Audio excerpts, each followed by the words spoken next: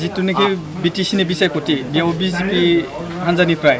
गासै 22 होनाय जादों आरो उदालगुरि डिस्ट्रिक्टआव मोनजि होनाय जादों बिजेपि दलनिफ्राय बुंनाय जादों माने 26 आव 26 देरहानाय जागोन दा उदालगुरिनि बेलायाव माबायदि खुलुमबाय नोंथांमोननि चेनेलनिसिम उदालगुरि जिल्लायाव गासै जोंहा 10टा बियाब दङ 10टा बियाबाव 10 जन माने केन्डिडेट बिजाथि होनाय जादों बेवहाय जोङो दिनैनि समहालागै जेसेबांखिनि नुदों रायजो राजाफोरनि मदद जोङो दिनै बुंनो हायो 10टायाव 10आनो ओंखारलांगोन जोंनि उदालगुरि जिल्लानिफ्राय मानोना दिनै बिजेपि सरकारा रायजो राजानि थाखाय गोबांखिनि खामानि मावगासिनो दङ बेखौ माने साफ्रोमबो मोनफ्रोमबो थाखोनि रायजो राजाफ्रा दिनै जोबोद मोजां रोखोमै गनायनानै लादों आरो बेनिखायनो आं सानो दिनैनि तारिखाव बिटिसिनि बिसायख'थिया जानाय लोगो लोगोनो 10 जन बियाबनिफ्राय माने गासिबो 10 जन केन्डिडेटआ आरामसे देरहासार जालांनो हागोन होननानै आं सानो दिनैनि समाव गमामायैनो बिजेपिया जितुनिखि बिटिसिआवहा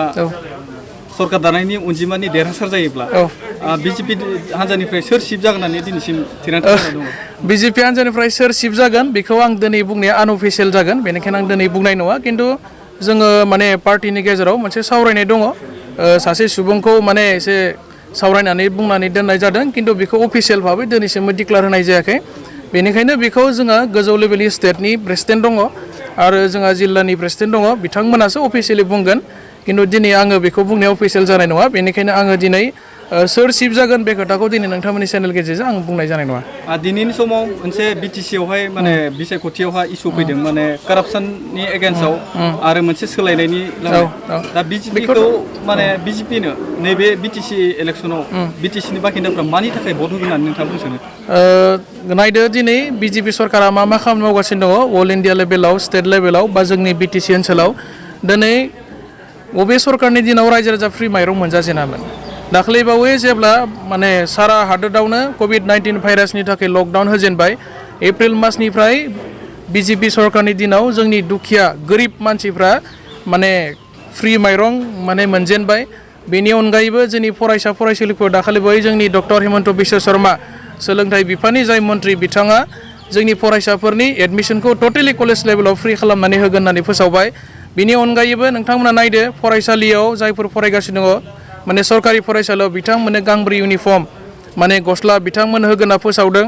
जायफ्रा सेथि थाखोआव मेट्रिकखौ पास खालामबाय बिथांमोननो देग्लाय लेपटप होनाय जानाय नङा खिन्थु लेपटपनि सोलायै 20,000 रां बेबायदि होगोन दा बेनिखायनो दिनै रायजो राजाफ्रा गोबां मोनसे जोंनि बिजेपि हान्जानि सायाव मोजां मोननाय फोरमायदों आरो बिजेपिया मालाबाबो करापसन खालामनो मोजां मोना करापसनखौ बा जाख्ल'नायखौ बिजेपिया मालाबाबो सुबिदा होआ दा दिनै बिटिसिआव गोबां माने थांनाय बिपिएफनि 17 बोसोर 17 बोसोर बिथांमोननि सरकार सुंनाय समाव गोबां रोखोमनि गोरिब गुन्द्राफोरखौ थगायनाय जाख्ल'नाय गोबां माने इसुफ्रा दिनै गामि लेभेलसिमबो रायजो राजाफ्रा मिथिदों आरो दैखांजादों दा बेनिखायनो आं सानो बिथांमोना 17 बोसोर सरकार सालायदोंमोनब्लाबो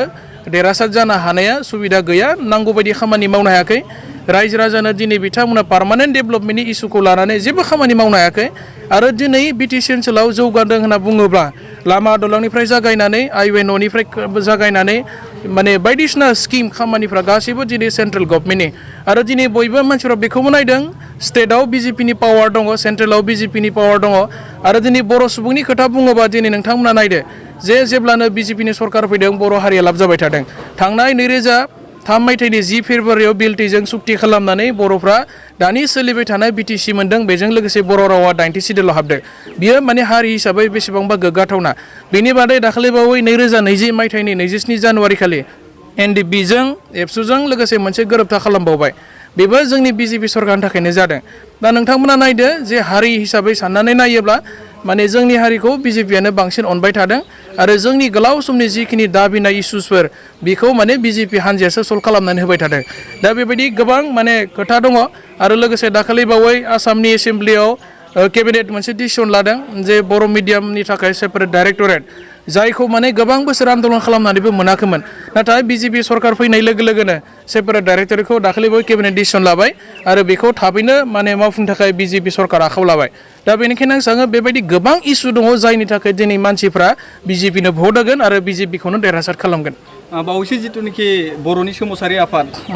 जिथुनिखि केन्द्रआव बिजेपि सरकार दङ बिथांमोनजों मोनसे आसामावबो माने बिजेपि सरकार दं बिथांमोनजों एकर्ड जाबाय बे एकर्डनि इमप्लिमेन्टेसन खालामनो थाखाय बिजेपिया सरकाराव फैबा नोंथांमोना मावगोन मावा सरकार हिसाबैथ' माने एकर्डखौ इमप्लिमेन्टेसन खालामखानांगोन खिन्थु एकर्डआ दिनैसिमबो माने अन व्हाइट पेपार होननानै बुंजायो बेखौ दाबो मावफुंनांगौबा माने गभर्नमेन्टनि आखायावसो दङ दाबो स्टेट गभर्नमेन्ट सेन्ट्रेल गभर्नमेन्टनि आखायाव दङ बिटिसिआव जुदि बिजेपि सरकार फैयोबा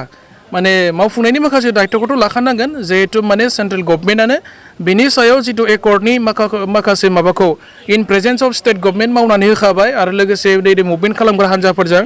दा आं सानो माने जेब्ला सरकारा गोदानै दाफुंनाय जागोन अब्लानो मावनो थाखाय बांसिनसो इजि जागोन दा बेखौ मावफुंनांगौनि थाखायनो बिजेपिनि सरकारनि दरकार होननानै आं सानो आरो दिनै बर' हारिनि जेसेबांखिनि पलिटिकेल एन्ड नन पलिटिकेल जेसेबांखिनि हान्जाफोर दङ संगठनफोर दङ रावबो दिनै बिजेपिखौ गाज्रि मोननो हाया बा बिजेपिनि हेंथा खालामनो हाया मानोना बिजेपियानो गासैबो जिनिसफोरखौ दिनै हारि हिसाबै होबाय थादों आरो दिनै गभर्नमेन्टआव फैयोबा पावाराव फैयोबा निस्सय आं सानो मावफुंनायनि दायित्वखौ नों आं बयबो जों लाखानांगोन आंनो बिदि सानो दा नैबे समावहा जिथुनाखि गोदानै पार्टि जेबा इउपिपिएल बिथांमोना माने दुर्नितिनि मोनसे आवाज होदों आरो लोगोसे बिटि रेकर्डनि माबाखौ इमप्लिमेन्ट खालामनो मोनसे माबा जादों बिथांमोना खोब मोनसे माने बिटिसिआवहा बिसायख'थियाव क्राउडै बाहागो लादों बिथांमोननि बेलायाव सिदा सिदि खोथा आङो बुंनो नागिरदों थोंजोङै बुंनो नागिरदों बिटिआरनि एकर्ड बेखौ मावफुंनांगौबा इउपिपिएल हारसिङै जेबो खालामनो हाया माने माबा मोनसे डेभेलपमेन्टनि स्किम नांगौबा लामा दलं नांगौबा बिटिआरनि मोनफ्रोमबो एकर्डफोरखौ जुदि आखर आखरै मावफुंनांगौब्ला बिथांमोना बिजेपिनि खाथियावनो फैखानांगोन आरो दिनै इउपिपिएलआ राजखान्थि हान्जा हिसाबै जोबोद गोदान गुबुन हारिफोरनि गेजेराव इउपिपिएलआ दिनै गावखौनो इस्टाब्लिश खालामनो हायाखै बेखौ इस्टाब्लिश खालामनांगौबा गुबुन हारिफोरनि गोसोखौ जै खालामनांगौब्ला बिथांमोना सरकाराव थायोबा माबा मोनसे खालामनो हागौमोन खिन्थु दिनै बिथांमोना मोनसे बिराद गोदान मोनसे पलिटिकेल पार्टि हिसाबै गुबुन हारिनि गेजेराव बिथांमोना दिनै इस्टाब्लिश जानो हायाखै बेनिखायनो देरहासार जानायाबो माने बारा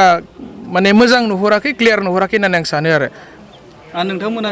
जिथुनाखि उदालगुरि डिस्ट्रिक्टनि जिथुनाखि बिजेपि दल नोंथांमोना खौरांगिरि मेल खालामदोंमोन बेयाव खुनु माने रावजोंबो मोनसे एलायन्स खालामोब्ला सरकार दागोन बावैसो दाखालिबावै जितु रायजो बिजेपिनि जेनेबा आफादगिरि बिथाङा जेनेबा जाय बिटिसिआव गोहोआव फैयो बिथांमोनजों एलायन्सआव थागोन होननानै बिथाङा सेकेन्डारिबाबो बुंदों बेथ' पलिटिकेल पार्टिनि मोनसे नेचारखा माने जायनो मेजरिटि मोनो बेखौ लानानै बिजेपिया माने जोंनि बिटिसिआव सरकार दागोन बेथ' स्वाभाबिक खोथा माने स्टेटआव आरो सेन्ट्रेलाव बिपिएफजों एलायन्स दङ थिगानो खिन्थु जोंनि बिटिसि ओनसोलाव माने जोङो रावजोंबो एलायन्स गैया इउपिपिएलजोंबो गैया बिपिएफजोंबो गैया खिन्थु जोंनि आफादगिरि रन्जित दास जोंनि स्टेटनि प्रेसिडेन्टआ बिथाङा स्पष्ट भाबै मोनसे बाथ्रा बुंबाय थादों जायनो मेजरिटि मोनगोन सेकेन्ड लार्जेस्ट मेजरिटि फार्स्ट मेजरिटियाथ' सरकार दाखागोन सेकेन्ड लार्जेस्ट मेजरिटि जाय मोनगोन बिथांमोनखौ लानानै बिटिसिआव माने सरकार दागोन बा बिथांमोननि हेफाजाबैनो सरकार खुंगोन होनना थिग खालामनाय जादों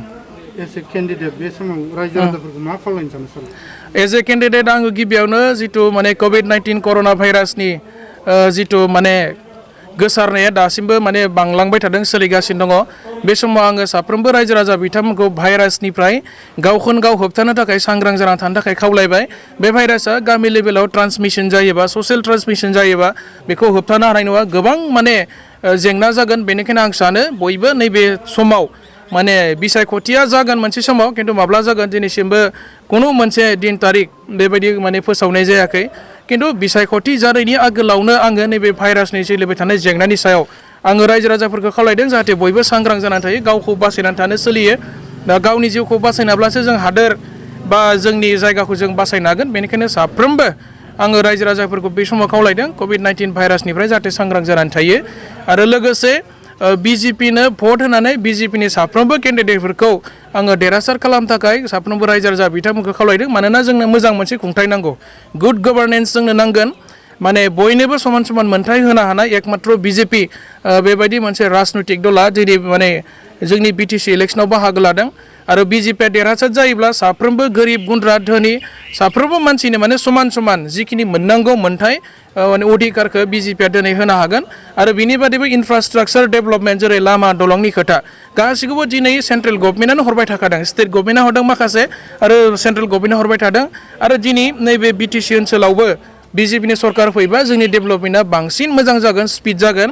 आरो करापसन फ्रि मोनसे गभर्नमेन्ट जागोन आं सानो बेनिखायनो बिजेपिनि बिबारनि सावगारियाव साफ्रोमबो रायजो राजा जाहाथे भट होनानै आंजों लोगोसे गुबुनखौबो देरहासार खालामहरो आं बेखिनि खोथाखौ नोंथांमोननि चेनेल थ्रुयै बयखौबो खावलायबाय नोंथाङा जिथुनिखि देरहामारोब्ला नोंथाङा समस्तिनि थाखाय गिबि खामानि मा मावो समस्तिनि थाखायथ' मावनो गोनां गोबां दङ जेंनानि बाथ्रा सावरायबा जेंनाखौ सावरायनानै जों फोजोबनो हाया दिनै माने इडुकेटेड एमप्लयमेन्ट जेनेरेसन माने आनएमप्लयमेन्ट प्रब्लेमा गोबां दङ जोंनाव माने लेखा गोरों नाथाय साख्रि मोनै दा बै मानसिफोरनि जेंनाखौ आङो सुफुंनो नाजागोन बिनि बादैबो माखासे गभर्नमेन्ट अफिसियेल आंनि समस्तियाव दासिमबो माने समस्तिया डेभेलप जायाखै लामा दलङा थिग जायाखै आं बेफोरखौ मावगोन बेनिफ्राय रायजो राजानि जिथु माने फसंथानफोर जेरै माने मन्दिर गिर्जा मस्जिद बायदिसिना धोरोम आफादनि माने फसंथानफोरखौ आङो मावफुंगोन लामा दलंखौथ' नांखागौ जोंनो कमिउनिकेसना डेभेलपमेन्ट जायाबा जायगाया डेभेलपमेन्ट जाया दा बेनिखायनो कमिउनिकेसन डेभेलपमेन्टनि सायाव आङो खामानि मावगोन आबादारिफोरनि सायाव खामानि मावगोन आइजो माहारि जौगानायनि सायाव खामानि मावगोन लाइमोन सेंग्रा सिख्लाफोरखौ जौगाहोनो थाखाय जिखिनि गभर्नमेन्टनिफ्राय जोङो सुबिदा होनांगौ बेखिनिखौ सुबिदा होगोन साख्रि बाख्रिनि बाथ्रायाबो थाबाय लेखा फरायनायनि थाखाय मोनसे मोजां बारहावा एनभाइरनमेन्ट आङो क्रियेट खालामनानै आंनि समस्तिनि मानसिफोरजों लोगोसे जिल्लाखौ आङो जौगानो थाखाय नाजागोन थेंक इउ